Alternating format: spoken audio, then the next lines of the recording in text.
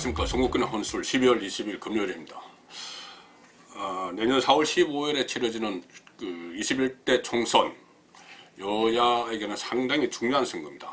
그 여권 입장에서는 이 국정 운영의 동력을 계속 확보하기 위해서, 또 레임덕을 방지하기 위해서 문재인 정권의 어떻든 간에 중간 평가 성격으로 치러지기 때문에 그 선거에서 이겨야 계속 남은 2년 동안 국정을 안정적으로 운영해 나갈 수 있고, 자기 정권도 다시 정권 재창출도 노릴 수가 있겠죠. 반대 입장에서는, 한국당은 그 반대 입장에서 이 총선에서 승리를 해야 됩니다. 자, 이런 상황인데 역대 선거를 제가 쭉 취재를 해보면은 이 평평한 운동장일 때가 없습니다. 항상 기울어진 운동장에서 시작을 하는데, 왜 그러냐 하면은 집권 세력은 가용한 이 물자가 많습니다. 뭐 선거 자금 이것을 이야기하는 것이 아니고, 가령 예를 들어 선거 공약을 하더라도 집권 세력은 분명한 확실한 것을 담보를 할 수 있죠. 어떤 지역 개발 사업을 하더라도 뭐를 해서 예산에 얼마를 책정을 해주겠다 담보를 하고 미리 그것을 선제적으로 예산을 투입 계획을 발표하고 할 수가 있습니다. 야당은 그렇게 못하죠. 그 상황에서 이 기울어진 운동장에서 선거가 치러지고, 특히 지역 개발 사업은 표심에 상당히 유효하게 작용을 합니다. 당장 그 지역에 경제적으로 이득이 생기는 문제이기 때문이죠. 자, 어쨌든 이런 상황에서 민주당은 정권을 가져갔죠. 2년반 전에. 그 다음에 작년 6.13 선거를 통해서 지방 권력을 가져갔습니다.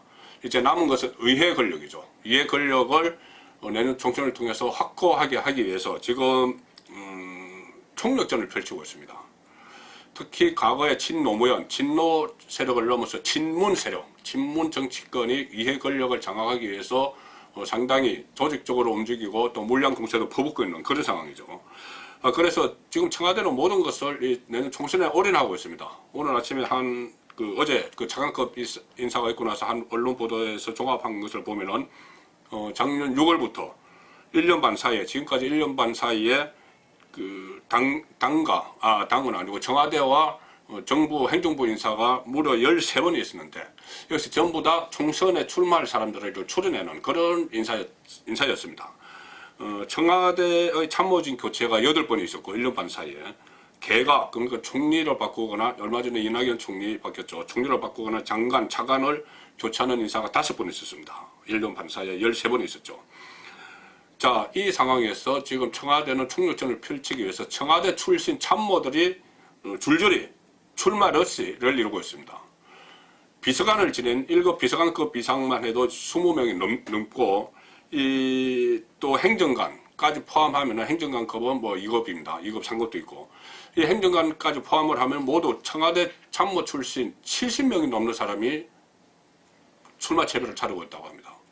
그러다 또 장관과 차관을 지낸, 문재인 정부에서 장차관을 지낸 10명 합해서 80명가량의 80명가량의 새로운 친문이 정치권 진입을 위해서 체배를 차리고 있는 거죠. 자, 이렇게 총력전으로 나가면서, 그 다음에 이 사람들이 나가서 실제로 선거에 이기기 위해서는 아마 이 정권 차원에서 많은 지원을 할 겁니다. 많은 지원을 하는데, 그 중에 하나가 제가 처음에 모두에 말씀드린 것처럼 지역 개발 사업입니다. 지역 개발 사업인데, 이 지역 개발 사업 중에서도 특히 전략 지역에 집권 세력이 사용할 수 있는 것이 효과적 방안이 예비 타당성 면제 조사라는 게, 예비 타당성 조사 면제 사업이라는 게 있습니다. 뭐냐면, 이 예비 타당성 조사라는 것은 정부 재정이 대규모로 투입되는, 지금 500억 원 이상 정부 재정이 투입되는 사업에 대해서는 정책적으로 타당한가, 또 경제성이 있는지 이것을 살펴보는 사전 검정, 평가하는 제도가 있죠. 자, 그런데 이 예비 타당성 조사, 예타라고 하는데, 이 예타를 면제해주는 경우가 있습니다. 예비 타당성 조사, 그러니까 사업성이 없더라도 면제해주는 경우가 있죠. 그것은 뭐냐면은 정부에서 국가 균형 발전을 명분으로 면제를 합니다. 가령 뭐 지역에 소외된 지역에 도로를 놓는데, 그것을 경제성만 따지면은 뭐 경제성이 안 나오죠. 차량 통행이나 이런 걸 따지면은. 그렇지만은 소외된 지역, 낙후된 지역을 개발을 해서 국가 균형 발전을 한다, 이런 명분으로 정부에서 예타를 면제해 주죠. 자, 이 예타 면제가 정치권에서는 상당히 집권 세력에 유리한 방향으로 활용이 됩니다. 가령 2019년 1월에 정부가 예비 타당성 조사 면제, 예타 면제 사업들을 쭉 발표를 했는데 그때 그런 이야기가 있었죠. 지금 부산, 울산, 경남에 민주당 세력이 총력을 기울인다. 이런 이야기가 있었고 거기서 예타 면제가 상당히 일어날 거라고 했는데 실제로 부산, 울산, 경남에 6조 7천억 원의 예비 타당성 조사가 면제가 됐습니다. 그 6조 7천억 원 규모의 사업에 대해서, 여러 가지 사업에 대해서. 이 금액이 얼마나 큰지 살펴보려면 바로 인근에 있는 대구 경북을 보면 됩니다. 대구 경북은 예타 면제 사업이 1조 5천억 원, 1조 5천억, 상당히 차이가 나죠. 6조 7천억 대 1조 5천억입니다. 양 지역에, 경남북에. 자, 이런 사업이 있는데 내년에 총선이 있으니까 내년 초에, 올해 1월 초에 발표했으니까 내년 초에 또 예타 면제 사업을 발표를 하겠죠. 아마 총선 앞두고 무더기로 발표할 가능성이 있습니다. 선심용이죠. 이것이 여건에 큰 힘이 되어 있는데 뭐 결과적으로는 국민 세금을 가지고 생색 내면서 그 선거에 활용하는 그런 겁니다. 물론 뭐 꼭 필요한 사업도 있지만은 꼭 필요한 사업도 많겠지만 그렇다는 이야기입니다. 정책적으로 활용을 할 수 있는 사업이라는 게, 자, 지금 울산 시장 선거 개입 의혹 여기에서 나타나고 있습니다. 예타 면제 사업을 어떻게 활용을 하는지. 지금 검찰이 오늘 송철호 당시 민주당 후보의 공약 수립 이행하는 과정에서 어떻게 개입했는지, 정부가 어떻게 개입했는지 그것을 정부 차원의 지원 정황을 확인하기 위해서 압수수색을 벌이고 있습니다. 한 군데는 기획재정부, 정부 기획재정부 압수수색은 박근혜 정부 때 그 이후에 두 번째라고 합니다. 기획재정부 재정관리국 타당성 심사과, 그러니까 예타 면제 그 사업하는 다루는 데죠. 또 하나는 KDI의 공공투자관리센터, 이 두 곳에 대해서 지금 압수수색을 벌이고 있습니다. 지금 진행 중입니다. 그래서 이 정부의 그 울산 관련 사업 계획 검토 자료들을 확보하고 있는데 핵심은 이겁니다. 작년 울산시장 선거 당시에 그 재선에 나섰던 한국당의 김기현 시장, 당시 시장, 그리고 송철호 현 시장, 당시 민주당 후보, 이 두 사람은, 김기현 전 시장은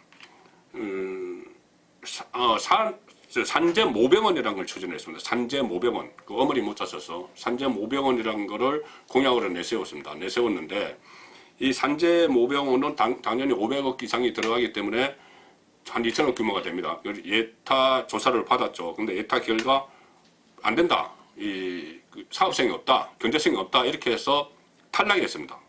그런데 그 탈락한 발표를 그 선거 6.13 지방선거 불과 16일 남겨놓고 5월 28일에 했습니다.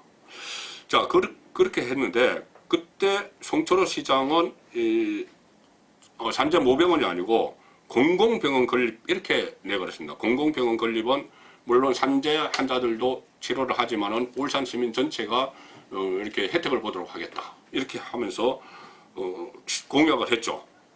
자, 그 공약을 했는데 그때 당시 지금 기억하시겠지만은 이후에 이 진행 상황들을 보면은 이 송병기 그 울산 부시장 업무일제 이런 게 나오죠.